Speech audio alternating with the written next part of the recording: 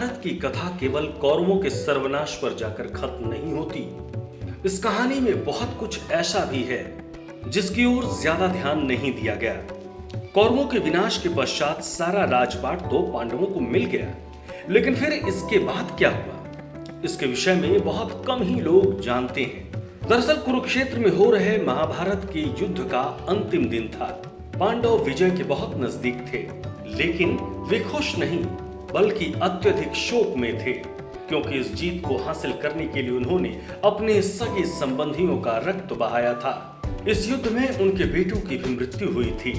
महाभारत का युद्ध इतना भीषण था कि स्वयं भगवान कृष्ण भी हालात को देखकर कांप गए थे।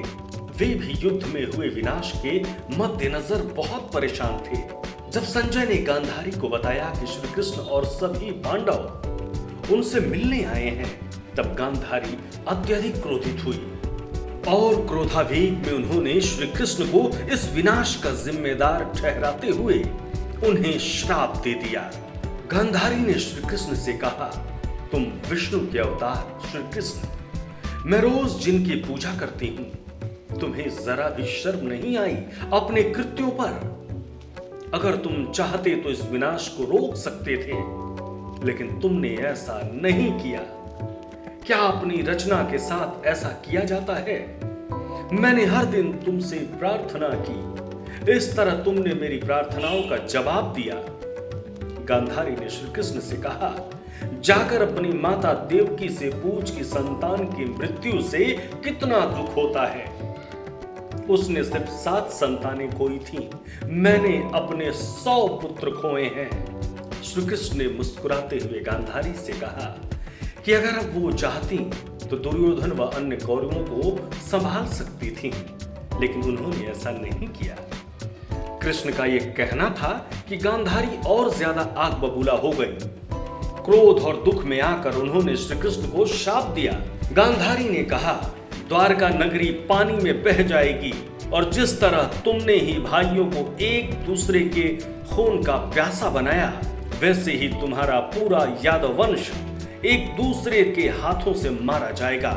तुम्हारा पूरा वंश समाप्त हो जाएगा। श्राप में गांधारी ने जो कहा था वो सच होने लगा। द्वारका में मदिरा का सेवन करना प्रतिबंधित था, लेकिन महाभारत युद्ध के 36 साल बाद द्वारका के लोग इसका सेवन करने लगे। लोग संघर्षपूर्ण जीवन जीने की बजाय धीरे धीरे विलासितापूर्ण जीवन का आनंद लेने लगे।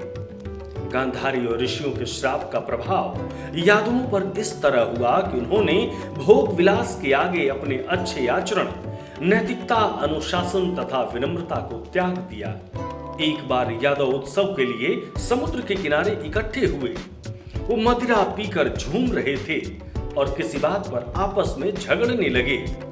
झगड़ा इतना बढ़ा कि वे वहां उग आई घास को उखाड़कर उसी से एक दूसरे को मारने लगे।